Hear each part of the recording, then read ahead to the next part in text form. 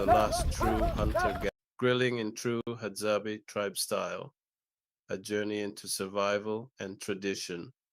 Deep in the wilds of northern Tanzania lives the Hadzabe tribe, one of the last true hunter-gatherer communities on Earth. For centuries, they have lived almost unchanged by time, hunting with bows and arrows, gathering wild fruits and honey, and cooking meals in ways that connect them directly to the land. Today, we join the Hadzabe in one of their oldest traditions, grilling over fire made without modern tools. There are no stoves, no pots, no seasonings. Instead, the tribe uses dry wood collected from the bush, stones, and their bare hands to spark a flame. Once the fire roars, the hunt becomes a feast. The Hadzabe men set out into the wild, tracking game with sharpened arrows and unmatched skill. Sometimes it's a baboon, a warthog, or even small antelopes, whatever nature provides. The women gather roots, berries, and honey, often with children by their side. Together, these roles form the foundation of survival. When the meat is placed on the open fire, the entire tribe gathers. Smoke rises into the sky as laughter, stories, and the sound of children playing fill the air.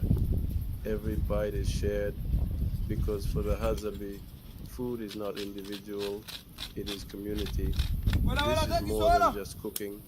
Each meal is a ritual of life, proof of resilience, teamwork, and harmony with nature. The Hadzabe don't eat for taste or luxury, but for strength, connection, and respect for the land that sustains them. In this way, survival becomes a celebration. What looks to outsiders like a simple grilled meal is, for the Hadzabe, a powerful act of keeping their culture alive. To sit with them by the fire is to witness something timeless, a way of life that has lasted thousands of years, long before cities, and today it continues, strong, raw, and beautiful.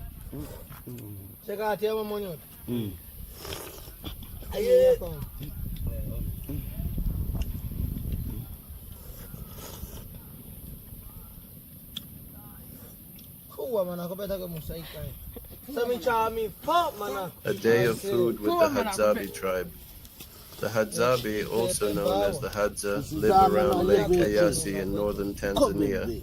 They are one of the last true hunter-gatherer peoples on Earth, and their rhythm of life is guided not by clocks, but by the cycles of the sun, the movements of animals, and the ripening of fruits. For the Hadza, food time is not fixed. It is a flowing part of their existence, deeply connected to the land. Morning, the start of the hunt. As the first light of dawn breaks over the savannah, the camp begins to stir. Men prepare their bows, carefully stringing them and checking the tips of their arrows. Some arrows are tipped with poison made from the sap of the desert rose plant, strong enough to bring down an antelope. Others are left sharp but clean, meant for birds or smaller animals. The hunters set off, moving silently across the grasslands. They read footprints in the dust, listen for the alarm calls of birds, and follow the movements of the wind. At the same time, women gather with digging sticks, baskets, and children in tow. They head to places where they know tubers grow beneath the soil. With practiced skill, they dig up roots rich in starch and water, important food in the dry season. Children learn by watching, digging with small sticks, and tasting berries or honey when offered. Food gathering is education, survival, and play all at once. Midday, food appears. Food is shared by midday. The sun is high, and the groups begin to return to camp. If the hunters are successful, they may bring back a gazelle, a warthog, or sometimes smaller animals like birds or hyrax. The women bring back tubers, berries, or baobab fruits, huge pods filled with chalky, vitamin-rich pulp. There is no fixed lunchtime. Instead, as food arrives, a fire is lit. Meat is roasted over open flames, tubers are cooked in hot ashes, and baobab fruit is cracked open so the pulp can be eaten fresh or mixed with water to make a tangy drink.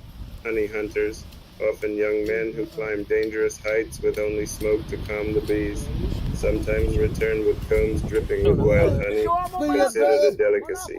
Sharing is essential. The hunter does not keep his kill to himself. It is divided among the camp. Everyone eats together, ensuring no one is left hungry. For the Hadzabe, food is not individual, it belongs to the group. Afternoon, rest and more, gathering. After eating, many people rest under the shade of trees.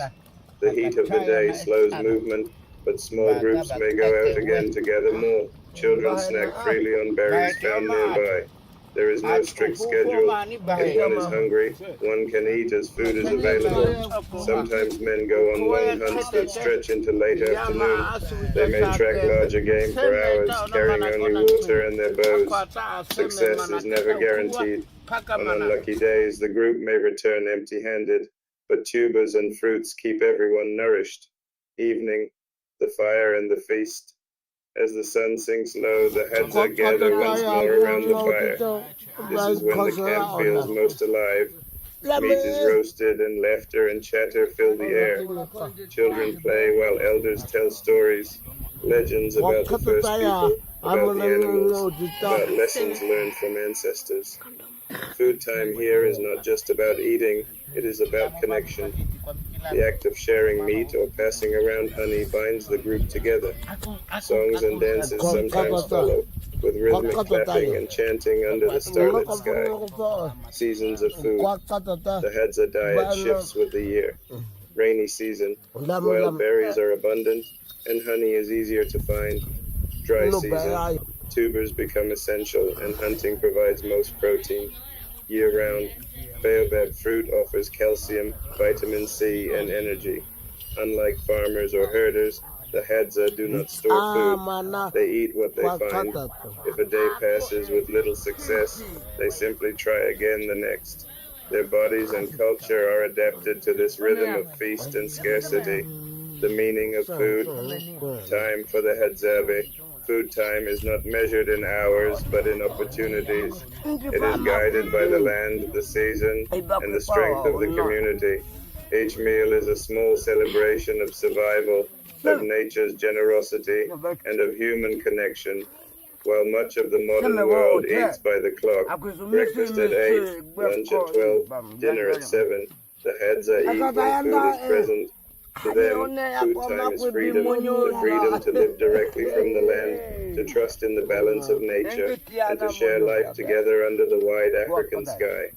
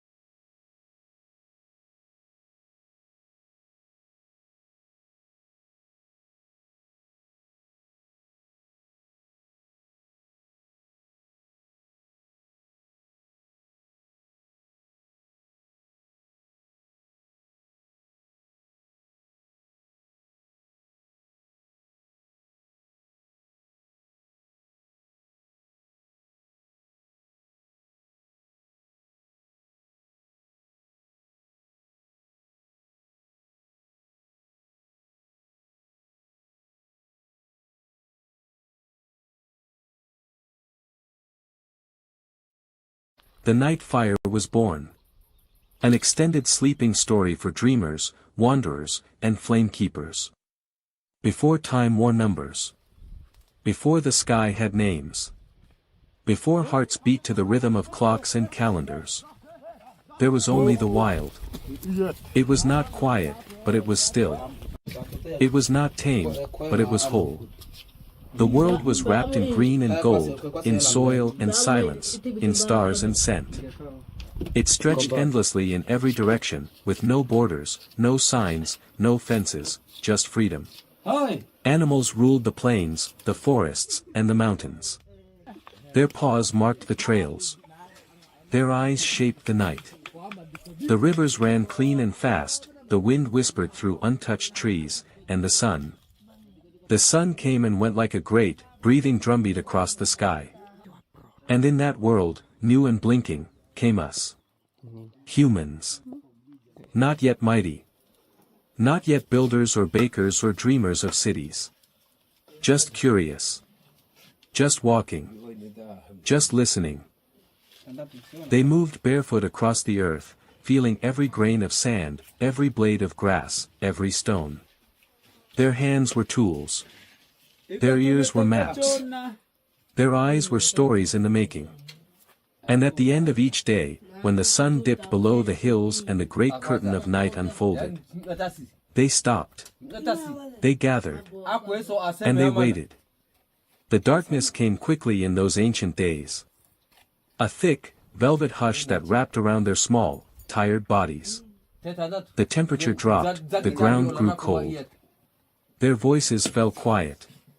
They held each other close, not out of love alone, but out of need. They had no houses. No fire.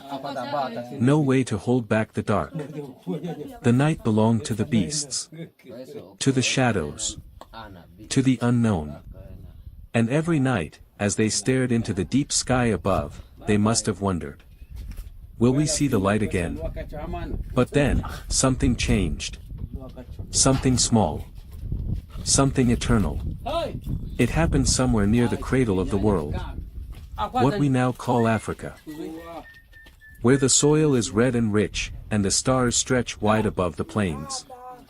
There, one night, beneath the pale watch of the moon, a hand reached for a stone. Maybe it was boredom. Maybe it was accident. Or maybe, just maybe, it was destiny knocking softly. The stone struck another. Once. Then again. And again. A spark. Tiny. Bright. Gone in a breath.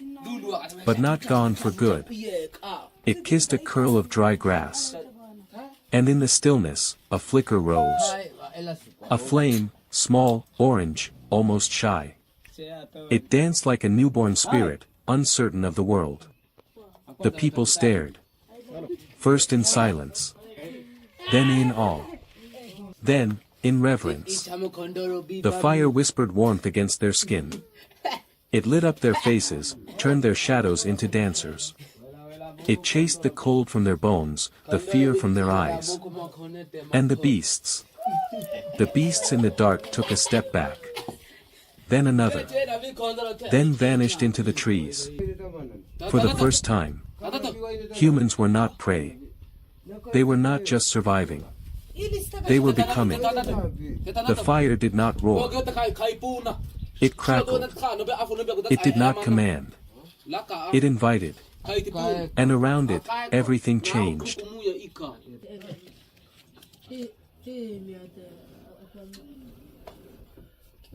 The forest awakens with sound, birds calling, leaves whispering in the wind. A small group of Hadzabe men and women walk gracefully through the lush green, their eyes scanning the trees for treasures.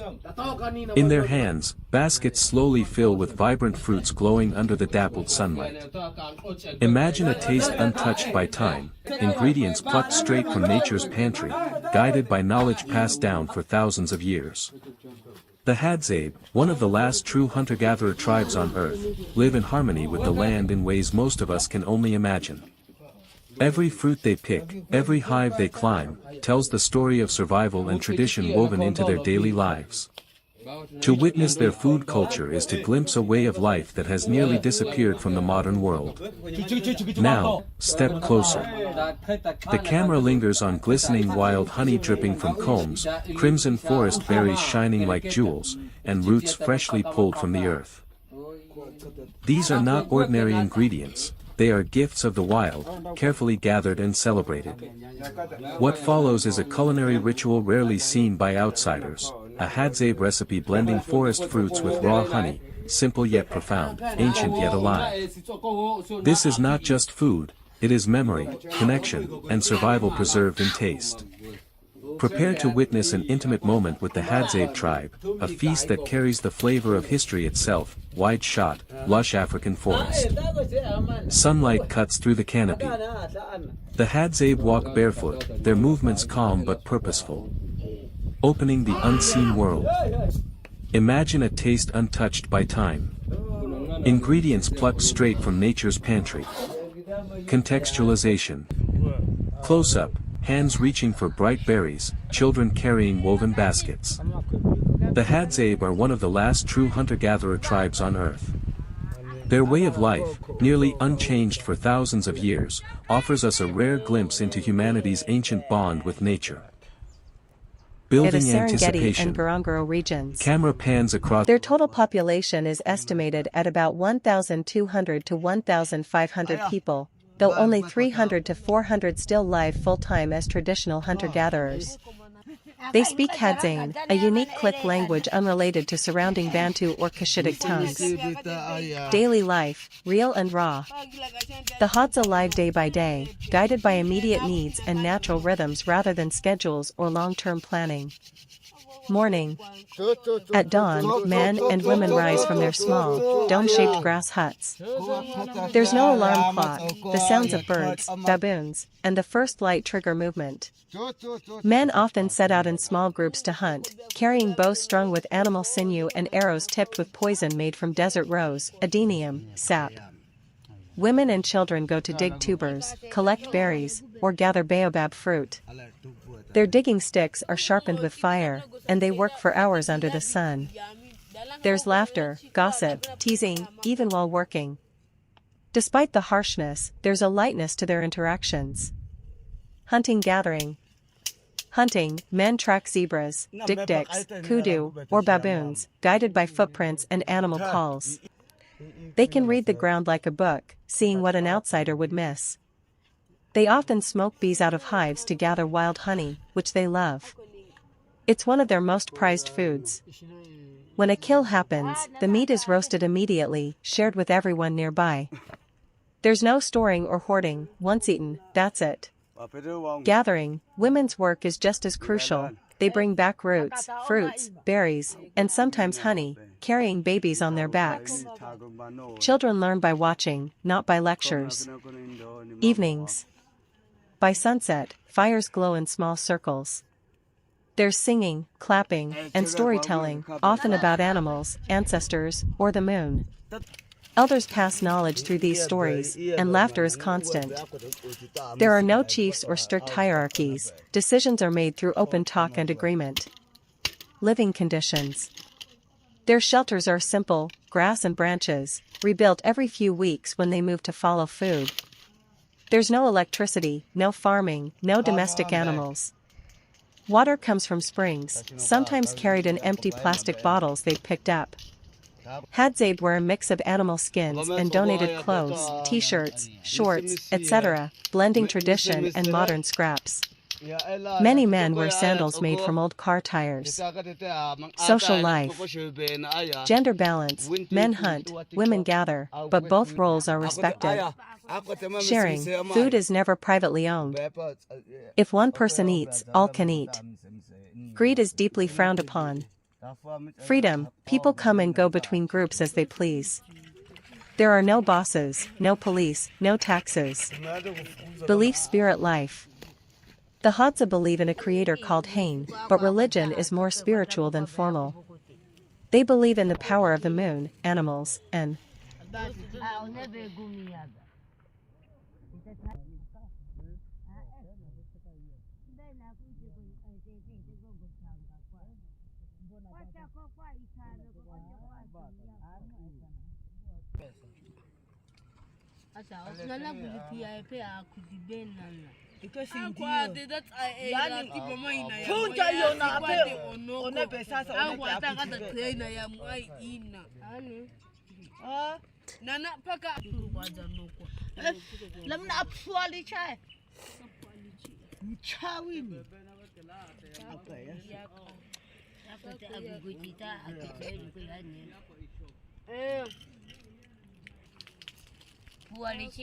Kono batu bishine kono ko anikatine koko ka ukite ko eke.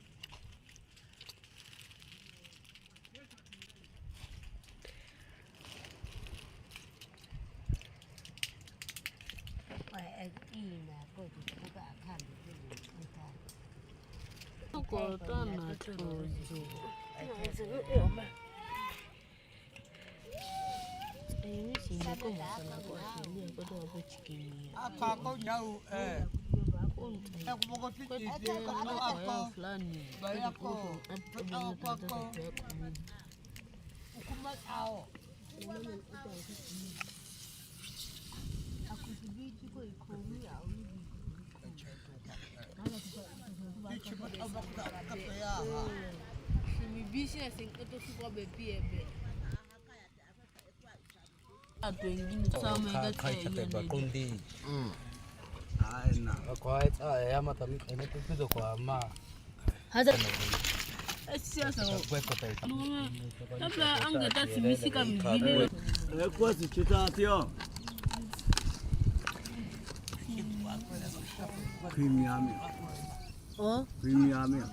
Ah, that was all back what I get a tie. I'm on the Yaka super camera to me. Benata she go come here. Una mia go. Whatever to go your color.